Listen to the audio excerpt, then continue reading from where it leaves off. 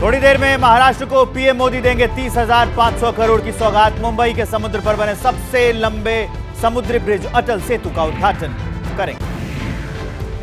प्रधानमंत्री मोदी का महाराष्ट्र में मेगा एंट्री शो। नासिक में किया 1.5 किलोमीटर लंबा भव्य रोड शो। पीएम को देखने के लिए उमड़ी भीड़। प्रधानमंत्री मोदी ने नासिक में काला राम मंदिर पहुंचकर की प्रभु राम की पूजा। मान्यता है कि भगवान राम ने वनवास का अधिकांश समय यहीं बिताया था। नासिक पहुंचे पीएम मोदी स्वच्छता अभियान में हुए शामिल। काला राम मंदिर परिसर में सफाई की, लोगों से मंदिरों में श्रमदान की अपील। पीएम मोदी ने नासिक में 27वें राष्ट्रीय युवा महोत्सव का किया आगाज। बोले, युवा शक्ति सर्वोपरि, मुझे सबसे ज्यादा भरोसा युवाओं पर है। और ये तस्वीरें आ रही हैं, प्रधानमंत्री नरेंद्र मोदी ने अटल सेतु का उद्घाटन कर दिया है। उसकी तस्वीर, ताजी तस्वीरें आ रही हैं जब पीएम मोदी अटल सेतु का उद्घाटन कर रहे थे। साथ में महाराष्ट्र के CM Eknath Shinde, deputy CM Devendra Fadnavis. और अटल सेतु की तस्वीरें देख लीजिए। उद्घाटन हो चुका है और तब प्रधानमंत्री नरेंद्र मोदी आसपास घूम रहे हैं और उसके बारे में उन्हें बताई जा रही हैं चीजें। अक्सर होता है जब भी पीएम जाते हैं उसके बारे में हर बारीक जानकारी वो लेते हैं। आसपास जो एक्सपर्ट हैं, जो जानने वाले हैं, जिनको उस बारे में पता है, पीएम अपनी जिज्ञासा शांत करते हैं। वो मुंबई से हम आपको लाइव तस्वीरें दिखा रहे हैं। अटल सेतु का उद्घाटन हो गया है और उसके बाद प्रधानमंत्री नरेंद्र मोदी उसके बारे में जान रहे हैं, समझ रहे हैं, अपनी जिज्ञासा शांत कर रहे हैं। उसकी तस्वीरें हम आपको दिखा रहे हैं। आपको जानकारी के लिए बता दें कि ये जो पूरा ब्रिज है अटल सेतु, ये 21.8 किलोमीटर, करीब 22 किलोमीटर का है इसकी लंबाई। और ये 16.5 किलोमीटर समुद्र पर है, 5.5 किलोमीटर जमीन पर है। 6 लेन में इस पर आवागमन होगा। और ये तस्वीरें उस वक्त की हैं जब प्रधानमंत्री नरेंद्र मोदी अटल सेतु का उद्घाटन कर रहे थे। उस वक्त की तस्वीरें हम आपको दिखा रहे हैं। अजीत पवार दिख रहे हैं आपको, साथ में देवेंद्र फडणवीस भी दिख रहे हैं, एकनाथ शिंदे भी दिख रहे हैं। अटल सेतु का उद्घाटन मुंबई में जब हुआ उस वक्त की तस्वीरें हम आपको बता रहे हैं। ये काफी अहम दिन और ये जो अटल सेतु है, ये 2 घंटे का जो सफर है उसको घटाकर 20 मिनट में कर देगा। यातायात इससे काफी आसान हो जाएगा। इसकी इंपॉर्टेंट बातें हम आपको बता रहे हैं। ये बड़ी अपडेट भी हम आपको बता रहे हैं। देश का समंदर पर बना ये सबसे बड़ा पुल है। आपको मैंने बताया जैसे कि 21.8 किलोमीटर, करीब 22 किलोमीटर इसकी लंबाई होगी, जिसमें समंदर में ही ये जो पुल है वो 16.5 किलोमीटर लंबा है और जमीन पर ये 5.5 किलोमीटर तक है। तो इतना बड़ा सेतु मुंबई और नवी मुंबई को जोड़ने वाला, उसकी तस्वीरें हम आपको दिखा रहे हैं जब प्रधानमंत्री नरेंद्र मोदी ने इसका उद्घाटन किया था तब। इसके बारे में और भी कुछ जानकारियां आपको देता हूं मैं, लेकिन लता शर्मा हमारी संवाददाता हमारे साथ लाइव जुड़ गई हैं। सीधा आपको वहां लिए चलता हूं। लता, ये जो पुल है अटल सेतु, ये बहुत महत्वपूर्ण है। यातायात इससे कितना आसान हो जाएगा?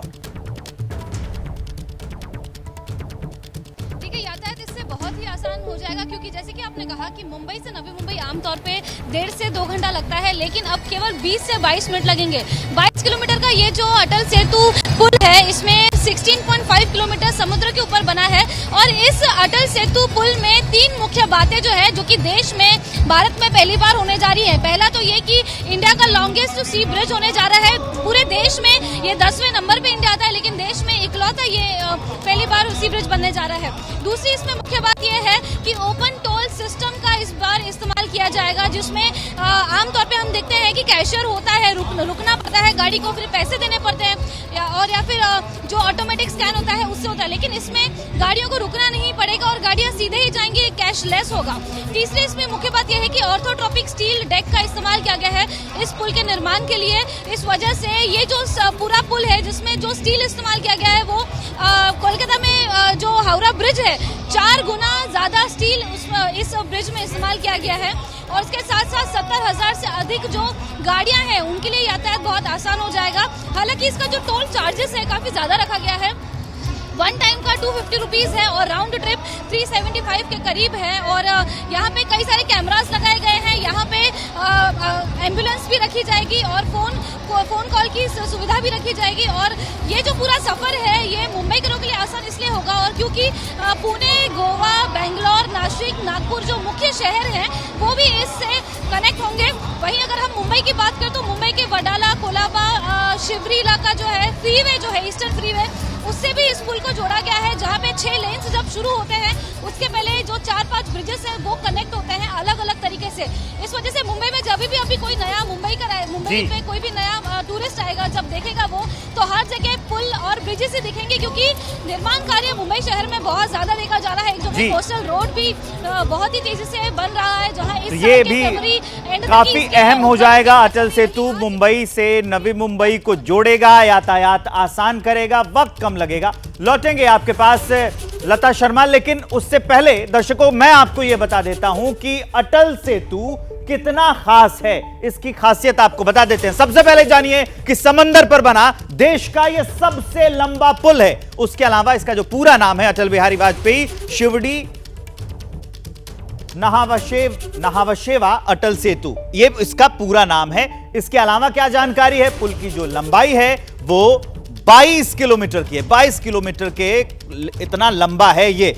इसके अलावा जो पानी पर इसका हिस्सा है ये 16.5 किलोमीटर लंबा है। समंदर पर पानी का हिस्सा 5.5 किलोमीटर का एलिवेटेड रोड है और इस पर 100 किलोमीटर प्रति घंटे की स्पीड लिमिट रखी गई है। 100 किलोमीटर प्रति घंटे की रफ्तार से इस पर वाहन चल सकते हैं। 10 देशों के एक्सपर्ट्स और 15,000 वर्कर्स ने मिलकर इस अटल सेतु का निर्माण किया है। समुद्र की तेज लहरें और भूकंप के झटकों का भी इस पर असर नहीं होगा। पानी में जो कितना हिस्सा है वो हमने आपको बताया। पुल की लंबाई करीब 22 किलोमीटर है और 16.5 किलोमीटर जो है इसका हिस्सा सिर्फ समंदर पे होगा, पानी पर होगा। ये खासियत है अटल सेतु की, इससे रास्ता बड़ा आसान हो जाएगा। सरयू से गोदावरी तक आखिरकार प्रधानमंत्री नरेंद्र मोदी क्या संदेश दे रहे हैं, क्योंकि 24 के चुनाव नजदीक है। संदेश क्या है यह भी जान लीजिए। उत्तर प्रदेश, यहां पर रामलला की प्राण प्रतिष्ठा होनी है 22 जनवरी को। अयोध्या में 22 जनवरी को रामलला की प्राण प्रतिष्ठा होगी।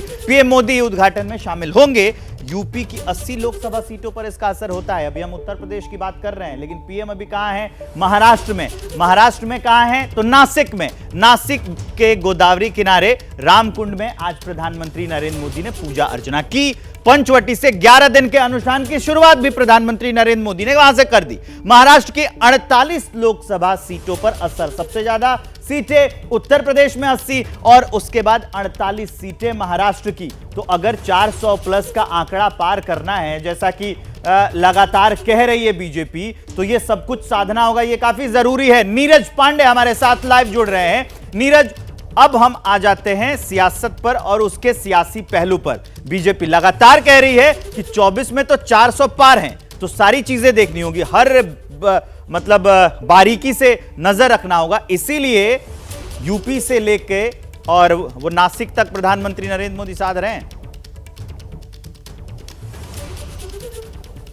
बिल्कुल, यूपी से लेकर नासिक तक प्रधानमंत्री नरेंद्र मोदी ही छाए रहे हैं। आज जब नासिक में उनका जब दौरा था, लगातार जब उनका रोड शो था, तो देखने लायक था। हमने बहुत सारे लोगों से बात की, वो सब नरेंद्र मोदी को देखने आते। और सबसे बड़ी बात एक जो देखने को मिली कि जिससे भी हमने बात की उसके मुंह में सबसे पहला शब्द यही निकलता था, जय श्री राम। तो ये अपने आप में बताता है कि कैसे नासिक और अयोध्या दोनों एक दूसरे को अपने आप में कनेक्ट करते हैं। रही बात जहाँ इसका कितने मायने हैं, देखिए विवेक, बहुत सारे पहलू हैं इसके। राजनीतिक पहलू भी हैं, आध्यात्मिक पहलू है। आध्यात्मिक पहलू इसलिए कि श्री राम का मंदिर यहाँ पे काला राम मंदिर है, जो अपने आप में श्री राम के भक्तों के लिए बहुत बड़ा केंद्र माना जाता है। गोदावरी नदी के किनारे स्थित है और आज से पीएम नरेंद्र मोदी ने श्री राम के दर्शन के साथ ही शुरू किया। आज ही उन्होंने अपने यहाँ पूजा पाठ भी बैठा दी है, जो अगले 11 दिन तक चलेगी। इसके अलावा आप देखिए 22 को राम मंदिर का उद्घाटन होगा। तो वैदिक रूप से अगर आप देखें तो बहुत महत्वपूर्ण है उनका ये दौरा, और राजनीतिक रूप से देखें तो भी बहुत महत्वपूर्ण है, क्योंकि 2019 में 23 सीटें भारतीय जनता पार्टी ने जीती थी। शिवसेना उनके साथ गठबंधन में थी और उस समय उन्होंने स्वीप किया था कुछ सीटें छोड़कर बाकी भारतीय जनता पार्टी का स्ट्राइक रेट यहाँ करीब करीब 95% रहा है। अब वो फिर से स्ट्राइक रेट वापस आ पाएगा कि नहीं, भारतीय जनता पार्टी के पास ये भी जो काफी 23 सीटें अहम हैं, है वो कि रिपीट हो फिर से पाएंगी। स्ट्राइक रेट वापस आ पाएगा कि नहीं, क्योंकि पिछली बार जब चुनाव हुए थे नीरज, तो हालात कुछ अलग थे। उस समय शिवसेना, एनसीपी, इस सब में तोड़फोड़ नहीं हुई थी। अब समीकरण काफी बदल गए। नीरज, आऊंगा आपके पास, लौटूंगा, लेकिन अभिषेक उपाध्याय भी मुझे अयोध्या से दिख रहे हैं। शुरुआत हुई है नासिक से और अयोध्या में 22 जनवरी को प्राण प्रतिष्ठा होनी है, उनके पास चलते हैं। जैसा कि नीरज कह रहे थे कि दो जगहों का ये कनेक्शन तो होता ही है धार्मिक, लेकिन मैं आपसे अभिषेक ये जानना चाहता हूं कि आज से 11 दिन के कार्यक्रम की शुरुआत हो गई और 2024 भी उधर साधना है, तो जो कनेक्शन नहीं होता है वो कनेक्शन राजनीति बिठा देती है। देखिए, राजनीति तो इस मौके पर जब हम बात करें, जब लोकसभा चुनाव जब एकदम सामने हैं, तो विवेक हर एक कदम जो है वो राजनीति के आईने में देखा ही जाएगा। और राजनीति यहाँ कहनी नहीं पड़ती है, प्रधानमंत्री को ये कहना नहीं पड़ेगा, राहुल गांधी को ये कहना नहीं पड़ेगा, एक्शन बताते हैं कि राजनीतिक रास्ता क्या है। और आप सोचिए, जब 2024 सामने है, जो नीरज कह रहे थे वो सटीक बात कह रहे थे कि नासिक में पीएम का पहुंचना, जहां पर पंचवटी है, जहां पर वो काले राम मंदिर हैं, जहां पर प्रभु श्री राम जो है वो कृष्ण वर्ण के पत्थर से उनकी मूर्ति को वहां पर ढाला गया है, और जहां पर बाबा साहब अम्बेडकर ने 1930 में दलितों को मंदिर में प्रवेश कराने का सत्याग्रह शुरू किया था। कितनी सारी संदेश हैं, कितनी सारे संयोग हैं। और सीधा अयोध्या और नासिक के बीच में जो पंचवटी कहो करके एक रास्ता है, एक पुल है, वो भी जुड़ रहा है। सोशल इंजीनियरिंग भी वहां से हो रही है। ये सारी चीजें एक जगह पर रह करके हो रही हैं। और आप इससे समझिए कि नासिक का चयन, काले राम मंदिर का चयन, इन सबके राजनीतिक निहितार्थ क्या है। पीएम का एक एक कदम जो भविष्य की योजनाएं हैं, जो भविष्य की राजनीति है, वो उसकी प्रतिध्वनि होता है। ये हम पहले भी देखते आए हैं और इस समय में ये मैसेज और भी ज्यादा पुख्ता होकर के सामने आ रहा है। जी, पहले प्रधानमंत्री नरेंद्र मोदी ने 27वें राष्ट्रीय युवा महोत्सव का उद्घाटन किया, जहां प्रधानमंत्री ने अपनी सरकार के कामकाज गिनाए, तो साथ ही परिवारवाद की राजनीति को खत्म करने के लिए युवाओं को मंत्र भी दिया है। सुनाते हैं आपको। भारत एक से बढ़कर एक इनोवेशन कर रहा है। आज भारत रिकॉर्ड पेटेंट फाइल कर रहा है।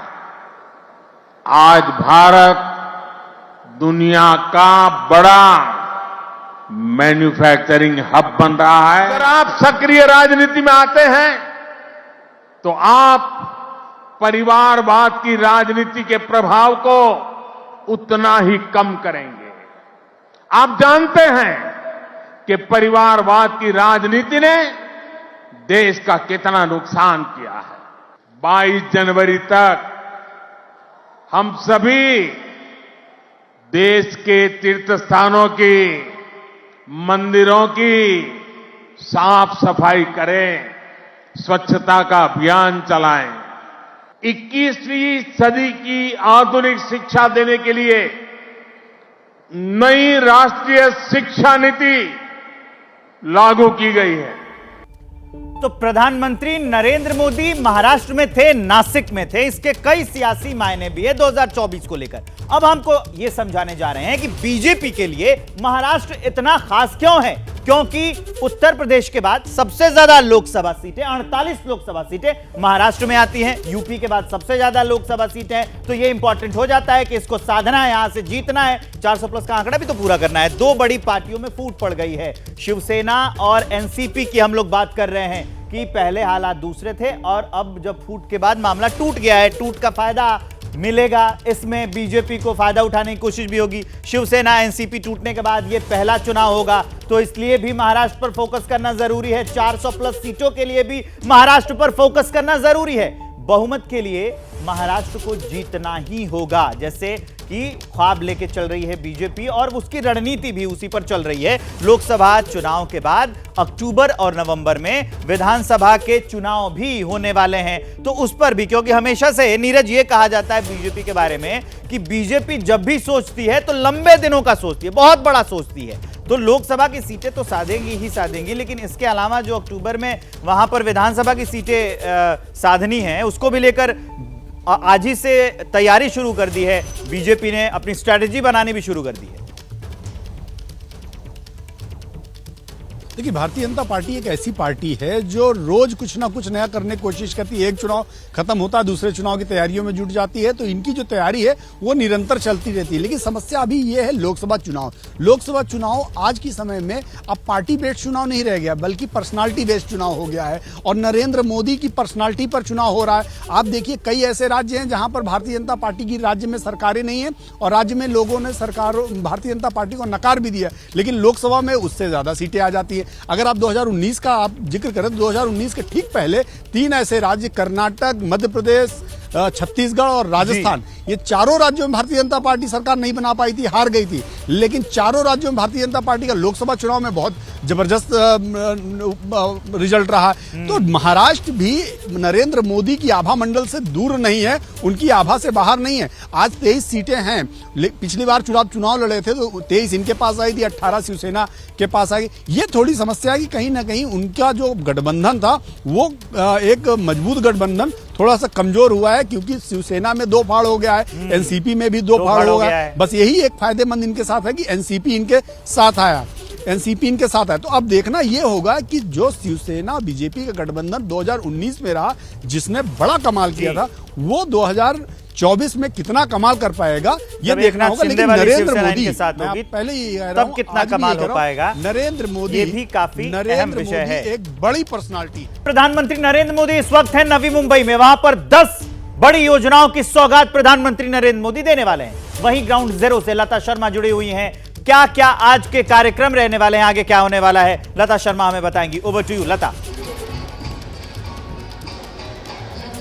देखिए, पहले तो मैं आपको एक बहुत ही सुंदर तस्वीर दिखाना चाहती हूँ। मेरे पीछे आप तस्वीरों में देख सकते हैं, ये सभा स्थल है और सभा स्थल में लाखों की संख्या में लोग पहुंचे हैं और महिलाएं अधिक है। और वहां पर भगवान राम की आप तस्वीर देख सकते हैं। ये भगवान राम की तस्वीर केवल एक नहीं, लेकिन पूरे सभा स्थल में 10 से अधिक तस्वीरें लगाई गई हैं। लोगों को याद दिलाया जा रहा है कि बस कुछ ही दिन बाकी है प्राण प्रतिष्ठा को लेके। और अगर हम आज के सभा की बात करें तो शिवड़ी में जहां पर इनॉग्रेशन उद्घाटन हुआ है, मोदी जी वहां से सीधा सफर करके 22 किलोमीटर यहां तक पहुंचे हैं। नवा शेवा क्रॉस करके अब नवी मुंबई यहां पे आएंगे और यहां पे सभी को संबोधित करेंगे। 10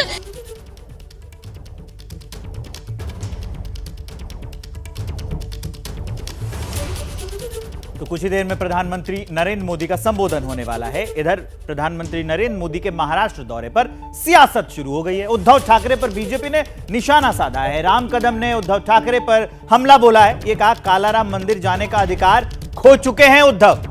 हिंदू विरोधियों को उद्धव ने गले लगाया। ये राम कदम का बयान है। राम कदम का पूरा बयान आपको सुनवाते हैं।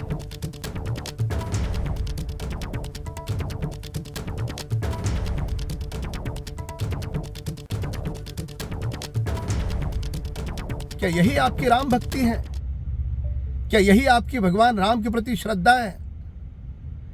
जो राम विरोधी है, जो हिंदू विरोधी है, चाहे वो कांग्रेस हो या अवार्ड हो, उनको गले लगाने वाले उद्धव ठाकरे अब भाषा बोल रहे कि कालाराम मंदिर जाएंगे। मंदिर जाने का नैतिक अधिकार आप खो चुके हो। तो ये भी एक बहुत बड़ा इत्तेफाक है और बहुत बड़ी राजनीति की विडंबना है। नीरज पांडे के पास लिए चलते हैं, उनसे ये सवाल पूछ लेता हूं कि नीरज, ये राजनीति की बहुत बड़ी विडंबना है कि जो शिवसेना एक जमाने में राम के नाम पर सबसे आगे रही, कई आंदोलन किए, आज उसी शिवसेना पे ये आरोप लग रहे हैं कि वो मंदिर जाने का, राम मंदिर जाने का अधिकार खो चुके हैं। ये भी सियासत है। देखिए, निश्चित रूप में जब सार्वजनिक जीवन में आपका स्टैंड बदलते हैं, आपकी राय बदलती है, तो सवाल खड़े होते हैं। इसमें कोई शक नहीं। बाला साहब ठाकरे इकलौते ऐसे लीडर थे भारतीय राजनीति में जिन्होंने सबसे पहले इस बात को स्वीकारा था कि राम मंदिर उनके शिव सैनिकों ने तोड़ा है, उन्होंने तोड़ा है, और अगर उनको जेल भेजना है या फांसी लगानी है तो उनको जेल भेजिए, फांसी लगाइए, वो हर चीज के लिए तैयार हैं। तो ये एक बाला साहब ठाकरे की शिवसेना थी जिसने राम मंदिर जब विवादित ढांचा यानी बाबरी मस्जिद को ढाया गया था, तो उस समय उन्होंने उसको ओन किया था और बाकायदा स्टेटमेंट जारी करते हुए कहा था कि ये सारे शिव सैनिक थे, उन्होंने तोड़ा है। और आज वही शिवसेना है जो राम मंदिर के कार्यक्रम में जाने से बच रही है और इस पे राजनीति में पड़ रही है। तो निश्चित रूप में जब आपकी पार्टी का हमेशा आपका मूल विचारों में भिन्नता आती है, उसमें बदलाव आता है तो सवाल खड़े कर रहे हैं। राम कदम जो आज सवाल खड़े कर रहे हैं वो बहुत सोची समझे तरीके से सवाल खड़े कर रहे हैं, क्योंकि अब उनको भी ये बात मालूम है ये बाला साहब ठाकरे की शिवसेना नहीं बल्कि ये उद्धव ठाकरे की शिवसेना है। लेकिन हाँ, हर व्यक्ति अपने तरीके से राजनीति करता है। उद्धव ठाकरे की राजनीति अपने तरीके से हो रही है, बाला साहब की राजनीति दूसरे तरीके से। आज वो विपक्ष में है तो निश्चित रूप में वो विपक्ष की भूमिका में अपने तरीके से विपक्ष की भूमिका अदा कर रहे हैं और उनको लगता है कि शायद ये करने से उनको फायदा होगा। तो यही कारण है कि उद्धव ठाकरे और उनकी पार्टी का राजनीति का रंग है कि बदलते स्टैंड के साथ साथ अब बदले हैं बयान और पार्टी में भी बहुत कुछ बदलाव सामने आया है। आपको बता दें कि अयोध्या में प्राण प्रतिष्ठा से पहले पीएम ने देश के नाम एक संदेश जारी किया है, जिसमें उन्होंने बताया कि रामलला की प्राण प्रतिष्ठा को लेकर उन्होंने 11 दिनों के विशेष अनुष्ठान की शुरुआत की। पीएम ने क्या कहा, आपको सुनवाते हैं। मैं आज से 11 दिन का विशेष अनुष्ठान आरंभ कर रहा हूं। इस पवित्र अवसर पर मैं परमात्मा के श्री चरणों में प्रार्थना करता हूं, ऋषियों मुनियों तपस्वियों का पुण्य स्मरण करता हूं और जनता जनार्दन जो ईश्वर का रूप है उनसे प्रार्थना करता हूं कि आप मुझे आशीर्वाद दें ताकि मन से, वचन से, कर्म से मेरी तरफ से कोई कमी ना रहे। साथियों, मेरा ये सौभाग्य है कि 11 दिन के अपने अनुष्ठान का आरंभ मैं नासिक धाम पंचवटी से कर रहा हूं। बहुत बड़ी अपडेट आ रही है, बहुत बड़ी खबर आ रही है, वो जान लीजिए। नीतीश कुमार को संयोजक बनाया जा सकता है। कल 11:30 बजे इंडिया गठबंधन की बैठक है और उसमें बिहार के मुख्यमंत्री नीतीश कुमार को संयोजक बनाया जा सकता है। इसकी चर्चा पिछले कई दिनों से चल रही है, इसकी चर्चा पिछले कई दिनों से गर्म है और ये लेकर कि नीतीश कुमार को जो इंडिया गठबंधन है उसका संयोजक बनाया जा सकता है। और अब ये खबर आ रही है कि कल 11:30 बजे जो इंडिया गठबंधन की बैठक है उसमें नीतीश कुमार को संयोजक बनाया जाएगा। ये नीतीश कुमार ही थे जिन्होंने सभी विपक्षी पार्टियों से मुलाकातें शुरू की थी, हर राज्य में गए और वहां के मुख्यमंत्रियों से मिले इंडिया को एकत्रित करने के लिए, उस गठबंधन को एकत्रित करने के लिए। और उसके बाद खबर यह आ रही है कि 11:30 बजे इंडिया गठबंधन की बैठक है और नीतीश कुमार संयोजक होंगे। विशेष जानकारी के साथ जुड़ रहे हैं हमारे सहयोगी जैनेंद्र कुमार। जैनेंद्र, नीतीश कुमार अब संयोजक बन जाएंगे तो सारा अंदर का मामला ठीक हो जाएगा? विवेक, देखिए ये नीतीश के बन जाने से क्या सब कुछ ठीक हो जाएगा, सीट बंटवारे में कोई पेच नहीं फंसेगी, ये तमाम चीजों भविष्य का सवाल है। लेकिन फिलहाल एक बड़ी खबर सबसे बड़ी यही है, इंडिया गठबंधन की 5वीं बैठक का कल सुबह 11:30 बजे होने जा रही है, जिसमें कि इंडिया गठबंधन में जितनी 28 के करीब पार्टियां हैं उनके शीर्ष नेता बैठक में मौजूद रहेंगे। वर्चुअल ये बैठक हो रही है क्योंकि एक सभी नेताओं के पास समय एक फिजिकल बैठक के लिए नहीं उपलब्ध हो पा रहा था, तो ऑनलाइन ये बैठक होने जा रही है जिसमें नीतीश कुमार को इंडिया गठबंधन का संयोजक बनाने का फैसला लिया जा सकता है। इस बैठक का इंतजार जो है वो जनवरी के पहले हफ्ते से ही किया जा रहा था। हालांकि कुछ कारणों से बैठक को लेकर समय जो है वो तय नहीं हो पा रहा था। अब समय तय हो गया है, कल सुबह 11:30 बजे इंडिया गठबंधन की बैठक होगी। ये 5वीं बैठक होगी, अब तक 4 बैठकें हो चुकी थी और 5वीं बैठक की सबसे बड़ी खबर ये है कि नीतीश कुमार को संयोजक बनाया जा सकता है। हालांकि संभावना एक ये भी है कि मल्लिकार्जुन खड़गे जो कांग्रेस अध्यक्ष हैं उन्हें इंडिया गठबंधन का अध्यक्ष भी बनाया जा सकता है। हालांकि क्या खड़गे को अध्यक्ष बनाया जाएगा, इसको लेकर के अभी तस्वीर साफ नहीं है, लेकिन ये हमारे सूत्रों ने साफ कर दिया है कि नीतीश कुमार को इंडिया गठबंधन का संयोजक बनाया जाएगा और ये फैसला कल सुबह 11:30 बजे जो गठबंधन की बैठक होने जा रही है उसमें लिया जाने वाला है। जैनेंद्र, अगर ये संभावना सच होती है, मतलब नीतीश कुमार को संयोजक बना दिया जाता है, तो क्या ये माना जाए कि नीतीश कुमार जो घूम घूम कर शुरू से ही कर रहे थे मेहनत, उनको इस मेहनत का फल मिल गया? निश्चित तौर पर इंडिया गठबंधन की कवायद जो है वो कहीं ना कहीं नीतीश कुमार ने ही शुरू की थी और वो 2022 के मिड में तब से शुरू कर दी थी जब उन्होंने बीजेपी से गठबंधन तोड़कर वापस आरजेडी और कांग्रेस से हाथ मिलाया था। और इसके बाद ही उन्होंने तमाम नेताओं से, ममता बनर्जी से, अरविंद केजरीवाल से, एक एक करके अखिलेश यादव से एक एक करके जाकर मुलाकात की थी। और इसके बाद पिछले साल जो पहली बैठक हुई इंडिया गठबंधन की वो भी पटना में हुई थी। तो निश्चित तौर पर शुरुआत से ही नीतीश कुमार का जो की मुख्य भूमिका रही है इंडिया गठबंधन के आर्किटेक्ट के तौर पे वो हम नजर आए हैं, लेकिन औपचारिक तौर पर उन्हें संयोजक की जिम्मेदारी नहीं दी गई थी। सूत्रों के मुताबिक ममता बनर्जी को इस पर आपत्ति थी, लेकिन अब तस्वीर साफ हो गई है नीतीश कुमार के पक्ष में। आप जिस तरह से आर्किटेक्ट की बात कह रहे हैं, हाँ ये जायज बात है कि आर्किटेक्ट रहे, सबको एक साथ मिलाया जाए, लेकिन आर्किटेक्ट जब वो घर बना देता है, जब वो महल बना देता है, तो जो भाइयों का बंटवारा होता है, मतलब जो दूसरी पार्टियां हैं उसमें सीट शेयरिंग का जो बंटवारा होने वाला है, सीट शेयरिंग पर बात कर लेते हैं, किसके हिस्से में कितनी सीटें जाएंगी, ये सीट को लेकर झगड़ा खत्म तो नहीं होगा। क्योंकि हम बिहार की ही बात कर लें तो बिहार में कांग्रेस और जेडीयू के बीच में नहीं हो पा रही है सुलह। बिल्कुल, देखिए सीट बंटवारे का जो पेच है वो एक पेचीदा मामला है गठबंधन की पार्टियों के बीच, क्योंकि कुछ राज्यों में तो तीन पार्टियों के बीच गठबंधन है। दिल्ली में, पंजाब में आम आदमी पार्टी के साथ गठबंधन होना है, जेडीयू कांग्रेस, महाराष्ट्र में एनसीपी शिवसेना कांग्रेस। तो गठबंधन का पेच जो है वो निश्चित तौर पे है, लेकिन इसके बावजूद आम सहमति है कि लोकसभा चुनाव में बीजेपी उम्मीदवारों के खिलाफ पक्ष का एक ताजा उम्मीदवार हो, इंडिया गठबंधन का एक ताजा उम्मीदवार हो, और जहां पेच आएगा वहां पेच सुलझाया जाएगा। हालांकि क्या ये बात, इसके लिए इंतजार रहेगा, लेकिन निश्चित तौर पर अब नीतीश कुमार संयोजक बन जाएंगे तो उनकी भी एक अहम भूमिका होगी। जहां पे मामला फंसेगा वहां पर उनकी पंचायत हो सकती है, और हो सकता है कि नीतीश कुमार के अनुभव से पेच सुलझने में आसानी ही हो।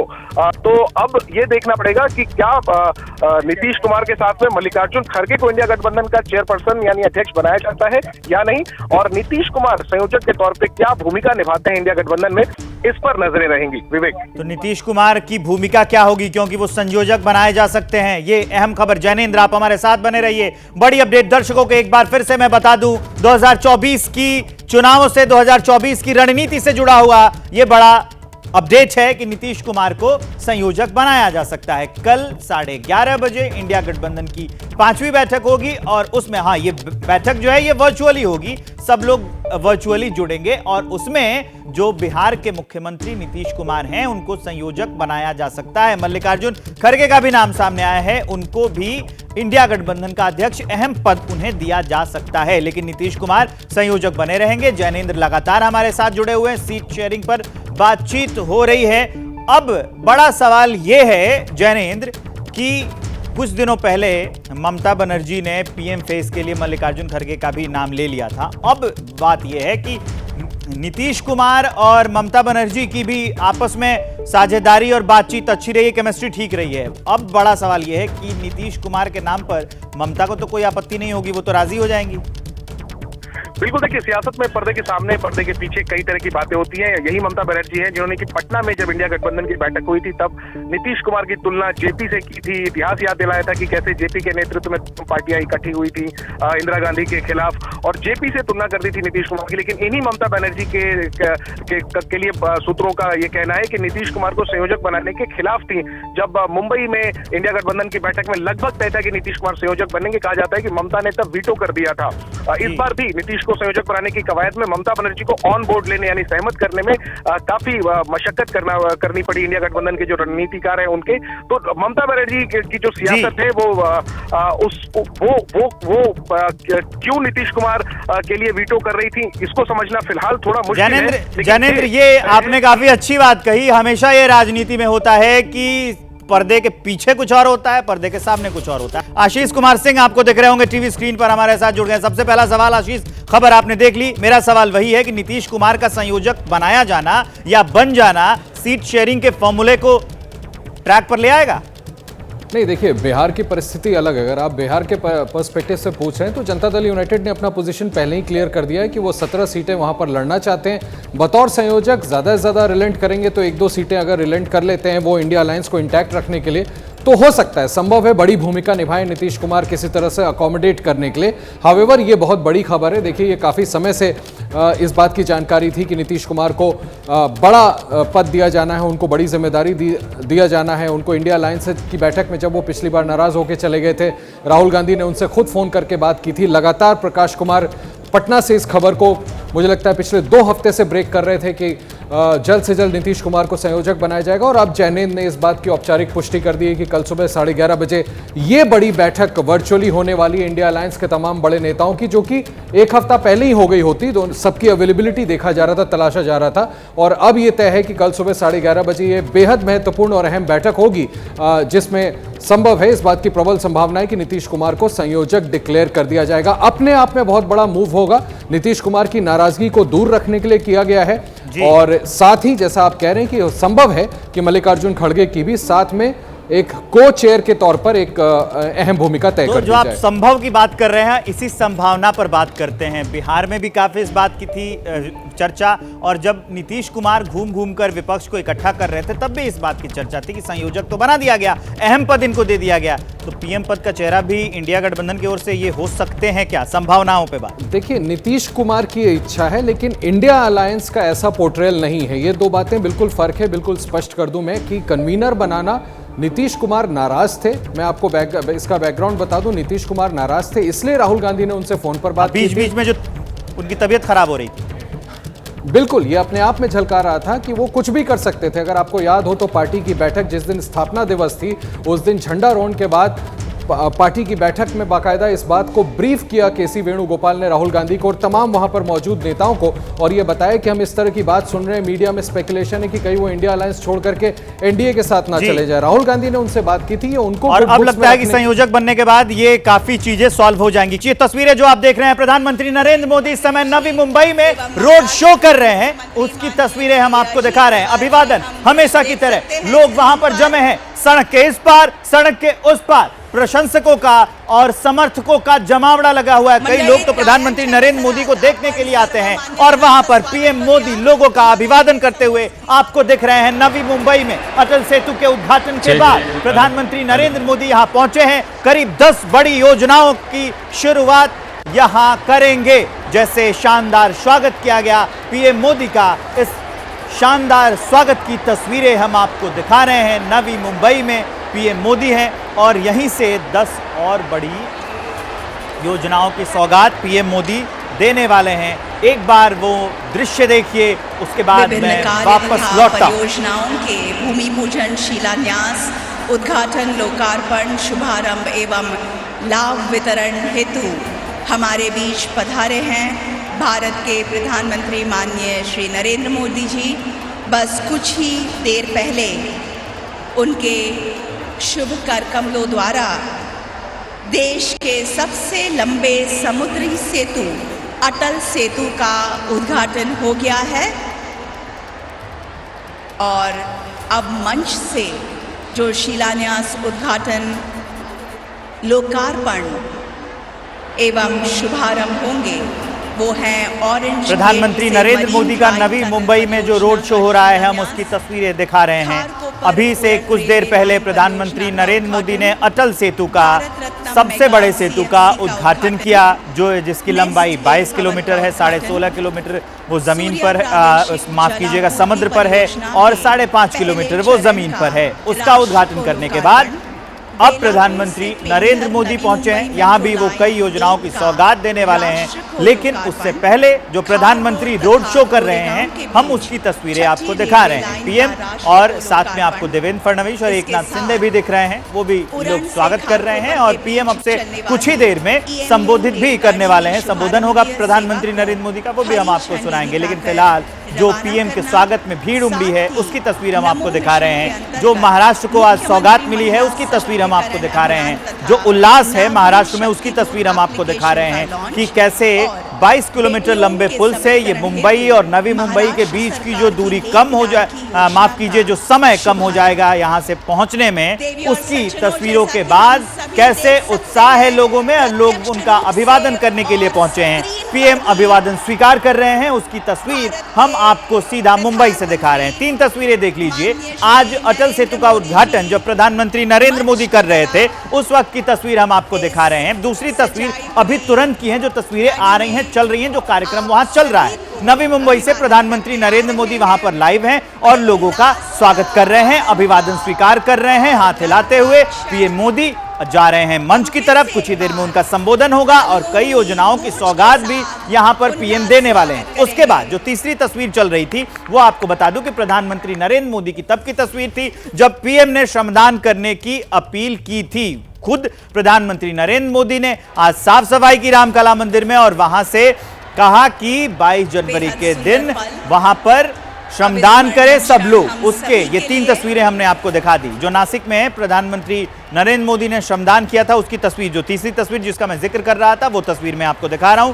3 तस्वीरों के अलावा अब देख लीजिए, ये उस मंच की तस्वीर हम आपको दिखा रहे हैं और मंच के बाहर के हिस्से की तस्वीर हम आपको दिखा रहे हैं जब यहां पर लोग प्रधानमंत्री नरेंद्र मोदी को सुनने के लिए आए हुए हैं और यहां पर बैठे हुए हैं और पीएम का काफिला धीरे धीरे मंच की ओर बढ़ता जा रहा है। जो तस्वीर सामने लगी थी उसमें हम आपको दिखा रहे थे कि प्रधानमंत्री नरेंद्र मोदी की तस्वीर थी और देवेंद्र फडणवीस, एकनाथ शिंदे, अजित पवार, उनकी तस्वीर और मंच पर हो रहा है पीएम मोदी का इंतजार। एक और जानकारी मैं आपको दे दूं, ये पीछे जहां प्रधानमंत्री नरेंद्र मोदी का काफिला आगे बढ़ता हुआ दिख रहा है उसके पीछे श्री राम का एक बड़ा कटआउट भी लगाया गया है। संदेश दिया जा रहा है राम मंदिर की प्राण प्रतिष्ठा 22 जनवरी को होनी है। प्रधानमंत्री नरेंद्र मोदी उसमें शामिल होने वाले हैं। उन्होंने नासिक से 11 दिन के अनुष्ठान की शुरुआत की है, वहीं महाराष्ट्र से। वो देखिए, ये जो तस्वीर में हम आपको दिखा रहे हैं, पीछे आपको देखेंगे, पीछे आप देखिए प्रधानमंत्री नरेंद्र मोदी जहां हाथ हिला रहे हैं, जहां से उनका काफिला आगे की ओर गुजरा है, वहां पर एक राम जी का कटआउट भी लगा हुआ है। ये सारी तस्वीरें नवी मुंबई की तस्वीरें। कुछ ही देर में कई योजनाओं की सौगात पीएम मोदी देने वाले हैं, उसकी तस्वीर हम आपको दिखा रहे हैं। तो नवी मुंबई से ये तस्वीरें आ रही हैं। सभी से अनुरोध है कृपया बैठ जाएं। बस प्रधानमंत्री नरेंद्र मोदी अभिवादन कर रहे हैं। कुछ ही देर में उनका संबोधन भी होने वाला है।